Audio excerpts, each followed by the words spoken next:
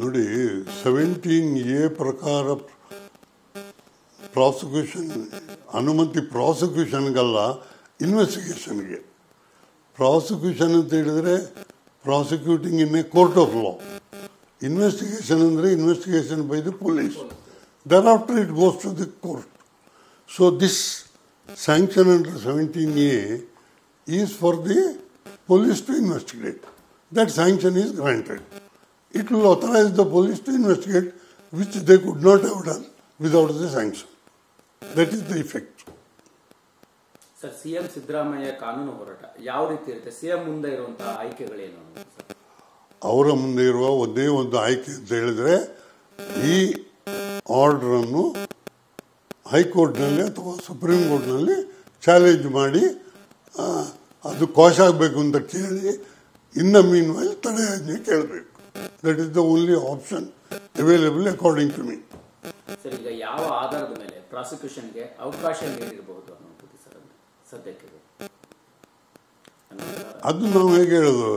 Governor ಹತ್ರ application ಕೊಟ್ಟಿದ್ದಾರೆ, documents file ಮಾಡಿದ್ದಾರೆ, ಅದರ ಮೇಲೆ ಅವರೊಂದು ವ್ಯೂ ತಗೊಂಡಿದ್ದಾರೆ. ಅದರ ಮಟ್ಟಿಗೆ ನಾನೇನು ಹೇಳಲಿಕ್ಕೆ ಆಗೋದಿಲ್ಲ. ಈಗ ಪ್ರಾಸಿಕ್ಯೂಷನ್ ಇಂದ ಸಿಎಂ ಕುರ್ಚಿಗೆ ಕಂಟಕ ಇದೆಯಾ? ಲಾ ಏನ್ ಹೇಳುತ್ತೆ? ನೋಡಿ, ಅದು ಯಾವ ಕಾನೂನು ಹೇಳುವುದಿಲ್ಲ. ಇನ್ವೆಸ್ಟಿಗೇಷನ್ ಇದ್ರೆ, ಕೋರ್ಟ್ ಕೇಸ್ ಇದ್ರೆ ಸಿಎಂ ಇರಬಾರ್ದು ಅಂತ. ಈಗ ನೋಡಿ, ಎಕ್ಸಾಂಪಲ್ ನೋಡಿ, ಕೇಜ್ರಿವಾಲ್ ಈಗ ಎಷ್ಟೋ ಸಮಯದಿಂದ ಅವರ ಮೇಲೆ ಕೇಸ್ ಉಂಟು, ಅವರು ಜೈಲಿನಲ್ಲಿ ಇದ್ದಾರೆ. ಆದರೂ ಅವರು ಸಿಎಂ ಆಗಿ ಕಂಟಿನ್ಯೂ ಆಗ್ತಾ ಇದ್ದಾರೆ.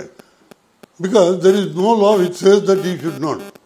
ಅವರಾಗಿ ರಿಸೈನ್ ಮಾಡಿದರೆ ಬೇರೆ.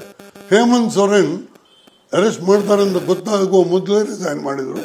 ಸೊ ಅವರು ಆ ಸಂದರ್ಭ ಬರಲ್ಲ. ಕೇಜ್ರಿವಾಲ್ ಸಿಎಂ ಆಗಿ ಇರುವಾಗಲೇ ಅರೆಸ್ಟ್ ಆದರೂ ಸಿಎಂ ಆಗಿ ಕಂಟಿನ್ಯೂ ಆಗ್ತಾ ಇದ್ದಾರೆ ಈಗಲೂ. ಸರ್, ಅದೇ ಸಂದರ್ಭ ಕರ್ನಾಟಕದಲ್ಲಿ ಬರ್ಬೋದಂತೀರಿ ಸರ್? ಅದೇ ಸಂದರ್ಭ ಕರ್ನಾಟಕದಲ್ಲಿ ಬರ್ಬೋದಾ ಅಂತ ನಾನು ಹೇಗೆ ಹೇಳೋದು? ಯಾವ ಸಂದರ್ಭ ಅಂದರೆ? Thank you.